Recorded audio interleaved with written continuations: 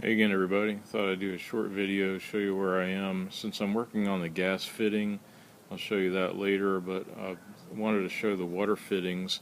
Fred had given me this connection years ago, and this is, apparently it's from an automotive air conditioning line tester. So I used that as a sample and I ended up buying one. I'll show this later in another video, but I bought a used air conditioning machine, testing machine, and gauge stuff off of Craigslist locally, and this is what I'm planning on using for the water supply from the tender to the axle pump. So I'll remove this fitting and make a hose connection to the tender, and then these are 1/4 inch flare connections. And they sell these at Home Depot for $2.22. You can get a nice 1/4 inch flare coupling connection. So this is what will go in to the axle pump and back from the return line on that side, and this is what fits on that.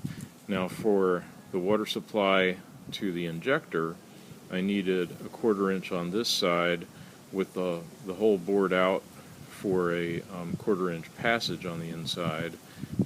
Because I plan to use the same connectors here, I'll need to make a custom-made 5/16 inch tubing supply for the injector because I want to make sure there's plenty of water coming to it. So what I did, I took one of these type things, actually one with a pipe fitting on the other side, pipe thread, and I bored it out to a 1/4 inch hole in the center in the lathe, and then I cut off the threaded portion and turned that down to about 3/8 of an inch, and I got a 5/16 inch fitting. I basically did the same thing, turned down the threaded portion, turned down the outside of it, and then I used an end mill to make a 3/8 inch hole that this will go into, and I'm going to silver solder these things together in just a minute.